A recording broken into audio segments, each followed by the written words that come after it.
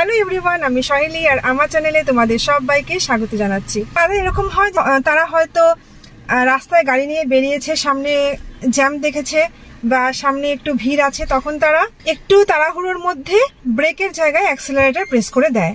অনেকের ক্ষেত্রেই এমন হয়, বা এরকম অনেক সময় হয় যে তোমাদের যিনি গাইড আছে বা যে তোমাদেরকে গাড়ি চালানো শেখাচ্ছে সে অনেক সময় বলে যে এখানে ব্রেক করো, তখন তোমাদের কি হয়, ব্রেক খুঁজে না পেয়ে তোমরা তখন অ্যাক্সেলারেটর প্রেস করে দাও।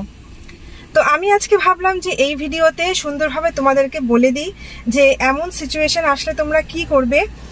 আর এটি তোমাদেরকে একদম লাস্টে আমি বলবো যে এমন সিচুয়েশন যদি সত্যি তোমরা পড়ো তখন তোমরা সাডেনলি কি করবে, কি করলে তোমাদের এই সিচুয়েশন থেকে তোমরা ওভারকাম করতে পারবে।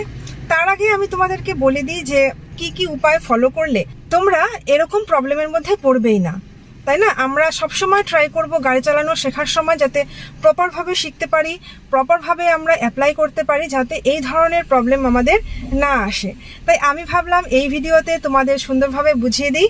অনেকে এই কমেন্টটা করছিল, যার জন্য আজকে আমি এই ভিডিওটি করলাম। চলো তাহলে ভিডিও শুরু করে দিই।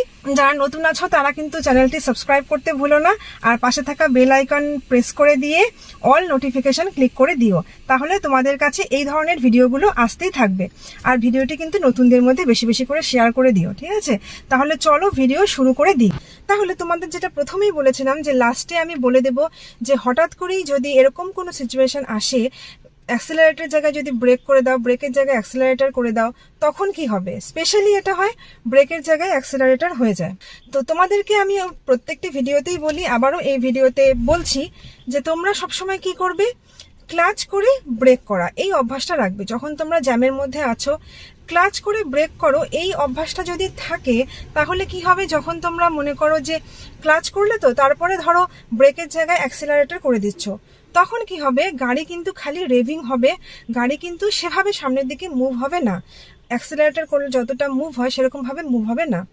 আর স্বাভাবিকভাবেই কিন্তু যখন আমরা জ্যামের মধ্যে থাকি বা ভিড়ের মধ্যে থাকি বা টাউনের মধ্যেও যখন ড্রাইভ করছি তখন কিন্তু স্পিড মোটামুটি কম থাকে। আর যখন আমরা লং ড্রাইভ করছি, স্পিডে গাড়ি চালাচ্ছি, সেখানে কিন্তু অতটা ব্রেক করার প্রয়োজন পড়ে না। আর তখনই তারা লং ড্রাইভ বা বেশি স্পিডে ড্রাইভ করে যখন তারা ড্রাইভিংয়ে মোটামুটি প্রো হয়ে যায়।